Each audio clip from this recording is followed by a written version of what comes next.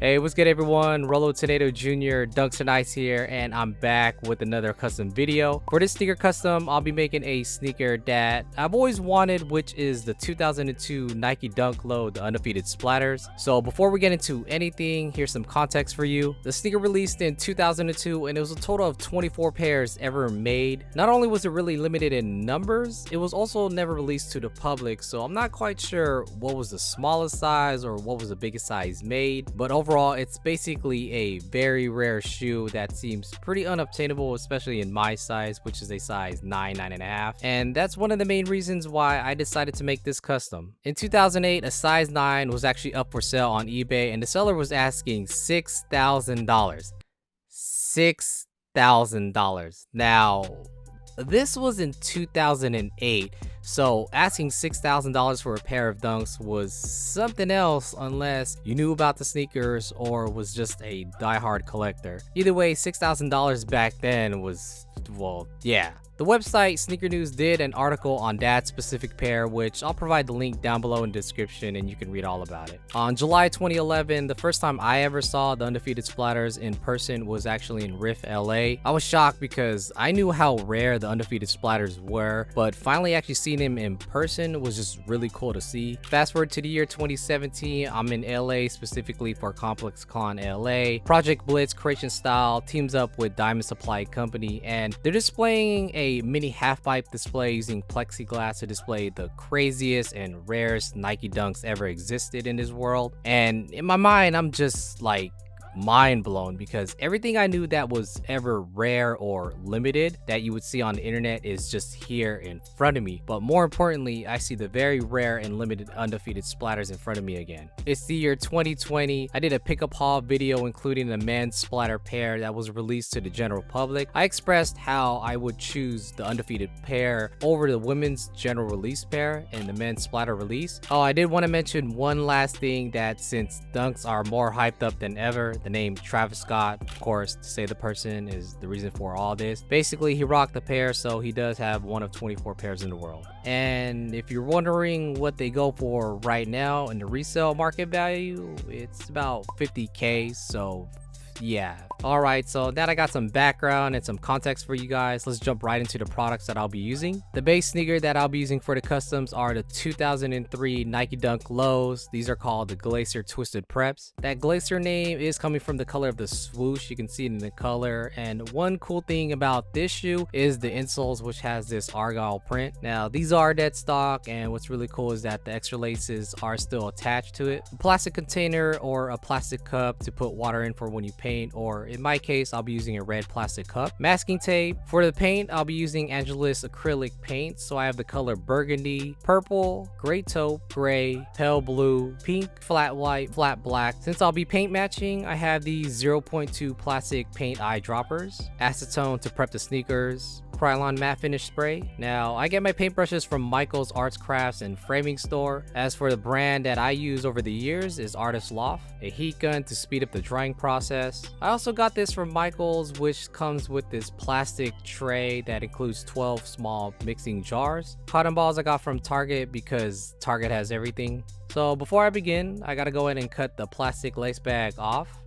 And yeah, it's finally off after all these years. Okay, so the first step, I'll be using acetone and cotton balls to remove the factory varnish from the sneakers. And doing this process ensures that the paint will adhere to the shoes. So if you skip this step, more than likely your paint will crack even if you use a finisher like the Krylon matte finish spray. So prepping is something I highly recommend doing. You don't need to apply so much pressure since acetone is very strong, and you just really need to remove that factory varnish off. So paint matching is something I really want to get better at, especially if the color you're looking for isn't available or if the color's too dark or too light. For the main color upper, it's actually a dark mahogany color. It's a little different. I start off by using a burgundy paint by itself, then I'll be using a paint dropper and adding drops of purple to the burgundy paint. So I don't really have the best handwriting and it really does look like chicken scratch, but for sure when you are paint matching, here's a tip is that you want to make sure that you write down what base coat you use, what paint you're adding, or even how many drops of paint you're adding and applying, just like this. So honestly, the mahogany paint I was trying to achieve was harder than I thought. I also circled and gave it this little boosty star for a winning color. I thought the mahogany paint match was difficult, but to be honest, the other main color, the gray taupe, took a really long time. I'm pretty sure there are other ways to get the result, but I found out that the color was actually a gray taupe base, and it was with 9 drops of yellow, 3 drops of blue, 40 drops of pink, and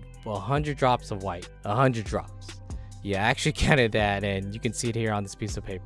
So I used more colors than expected, and this was the result. This was the first day, and although it took longer than expected, I'm pretty happy I was able to get some progress done. You know, progress is progress, no matter how small it may seem. So believe it or not, I wasn't happy with that mahogany base color, so I went back and redid it. I found out that it was actually a burgundy base coat with 6 drops of purple, 6 drops of royal blue, 2 drops of red, and actually 2 drops of black was actually the best paint mixture. For the splatter blue color mixture, it came down to a white base coat, 8 drops of pale blue, 2 drops of royal blue, and 1 drop of gray. And for the pink paint color, I thought regular pink would work, but it was actually a white base coat with 2 drops of hot pink that worked better. So next up, I'll be masking up the sneakers and painting the mahogany base coat.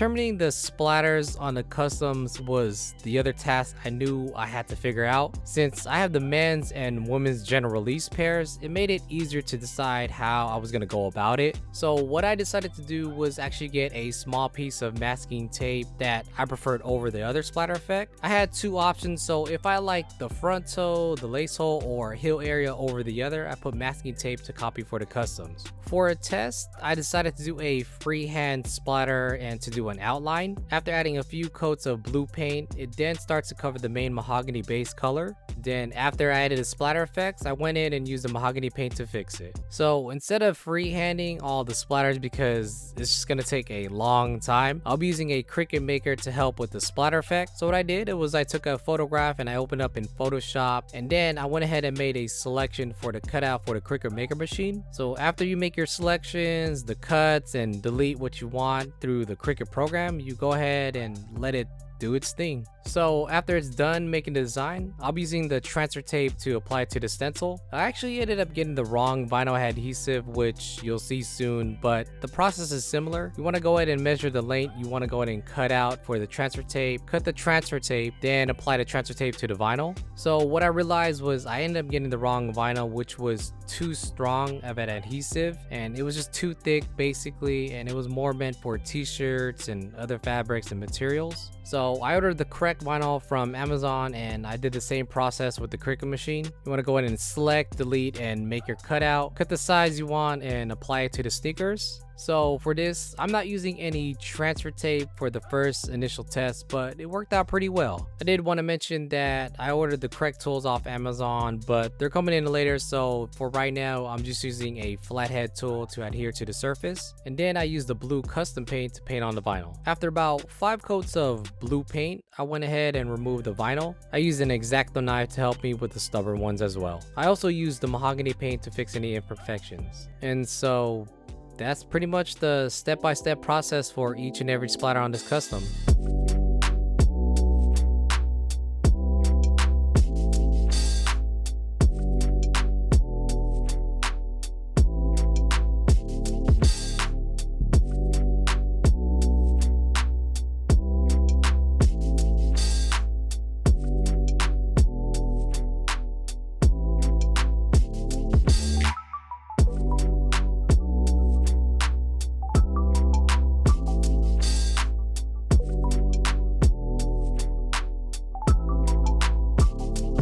After the splatter paint is done with the uppers, I went ahead and made the paint mahogany color mixture for the sock liner, the back of the tongue fabric, and the tongue tag. I also did get these glass droppers because the plastic ones weren't that good. Since I know the mixture, I'm just making that paint color using the burgundy base paint, purple, red, black, and royal blue, and I'm just mixing and stirring before adding the GAC or GAC 900 fabric painting mixture. Before painting the sock liner, I'm using masking tape to mask off any paint from getting on the areas I don't want paint on. Then after painting the sock liner, I worked on the tongue and the tongue tag. Hey, so shout out to anyone who watches donut media on YouTube, or if anyone's into cars in general. But for right now, I'm just removing the masking tape off the swoosh. Then using masking tape to mask off the outer areas of the swoosh just to prevent any paint on the mid panels. So the pink paint is a very light tone, so I couldn't say how many coats of paint I've used on it, but I'm pretty sure it's probably about 15 to 20 coats of pink paint. So right now it looks like this, and after about 15 to 20 coats of pink paint, it now looks like this. As for the Nike on the heel section, that outer area needs to be painted pink as well, but probably going to take a little bit longer considering the Nike letters. And just for a moment, this is what it looks like right now, but I still have a long way to go. So since you guys know the process for right now and what you see, I'm just going to go ahead and let the music and montage take over for a bit, so enjoy.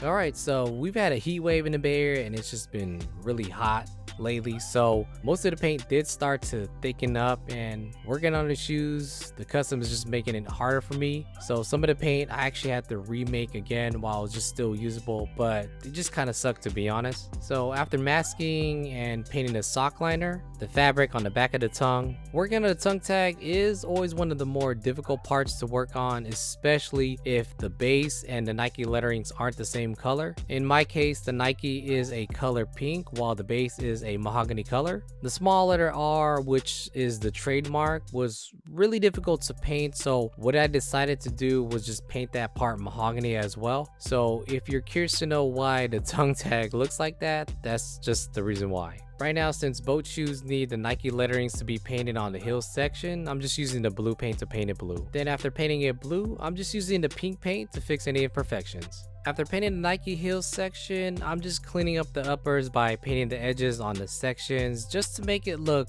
factory. So what I did notice was that both the general men's and women's release pair, along with the actual Undefeated Splatter, they didn't have this, but for me, I thought myself it would look better with the edges painted. I'm just masking up the midsole to prep painting the soles. After masking the midsole, I'm just using plastic bags to cover up the uppers, and I decided to use 2 plastic bags for both the left and right pair. Before I paint the soles, I'll be using Bulldog Adhesion Promoter. This is the first time I'm using this product, so if you're unfamiliar on what this does or what Bulldog Adhesion Promoter is, it's designed just to promote paint adhesion, and since I'm painting on the rubber soles, this is perfect for that. I'm doing 2 coats of the Bulldog Adhesion Promoter. After 1 coat, I let it air dry in some shade for 10 minutes before applying another coat. You don't really need to spray a lot, just a quick swipe spray is all you really need. After letting the second session dry after 10 minutes, I'm just removing the plastic bags and masking tape. So this is the step-by-step guide I'll be referring to from Raleigh Restoration Scratch Resistance on YouTube. I've watched this video before purchasing and after, and I followed this step-by-step process. You can watch that video. I'll go ahead and put a link down below in the description. So after painting the soles, I'll be using Raleigh Restoration Scratch Resistant Sealer. This is the first time I'm using this product, but I've seen customs where people have used this product and they've gotten some great results. On the side of the bottle, it tells you to watch the video tutorial before using it. When applying the product on the soles, it disappears after you spread it, which is very similar to sunscreen lotion. After doing that step-by-step guide, I'm just using an X-Acto knife to help guide, cut, and remove the masking tape off the midsole. So what I'm doing next is I'm just painting the threading on the uppers. This is an extra step just to ensure the customs look factory, which is very similar to painting the edges. And all I'm really using is a small detail brush,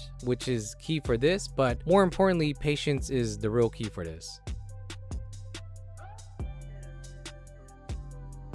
Okay, so one question I get asked a lot is how long did the customs take? How many hours did you spend? To put in perspective, I usually just spend about 5 to 6 hours each day working on the customs. I didn't really do any all-nighters on this, to be honest with you. I just feel that if you just take your time, you enjoy more and it's just less stressful. So I started on July 13th and I spent 2 days trying to figure out the paint mixture. And although I had some issues on the Cricut Maker and the wrong materials, each splatter with the vinyl and paint, the paint for the soles. It's just a long process, but it's just been a real fun one. This really just reminded me of the Paris customs I did back in 2016. So if you haven't checked it out, I'll go ahead and put a card right up above and a link down below in the description. I also wanted to mention I was planning on putting a not for resale on the sock liner, but I decided not to because I knew I didn't have much space to work with. Also, the vinyl I have didn't stick onto it, so I would have to get a different vinyl just to make it work, and I didn't really want to do that, so I just left it how it was. But I gotta shout out John Manalo, the homie, the best sneaker restorer in the game to ever do it on YouTube and in the world, especially finding shoes covered in mud. But I did want to thank him for helping me with the stencils that was supposed to be on the customs for this, the not for resale, but it didn't happen. So for that reason, here's a video of him and I 2 weeks before me starting on the customs. And I'm at his place, so I'm wearing a mask. Before wrapping this up, I used the Krylon matte finish to protect the uppers and give it that factory finish look. This custom isn't done without the sample box label for the box, so shout out to Selkuth. I hope I'm pronouncing the name correct, but if I'm not, my bad. I'm not too good with pronouncing names right. It also did come with this white and pink sticker logo along with the Nike Undefeated Dunk sticker. I decided to put the date as my birthday, which is 7/7, and also the trash ass year 2020. I also decided to put the label on the back of the box just because I didn't want to cover or ruin the actual original box label. Alright, so that wraps up everything on the sneaker custom that I've always wanted but I can't have. But please leave a like on this video and comment what you guys think. Subscribe if you haven't because that really means a lot to me. But thank you again for watching, and until then, I'll catch you guys in the next video. It's gonna be good. Yay!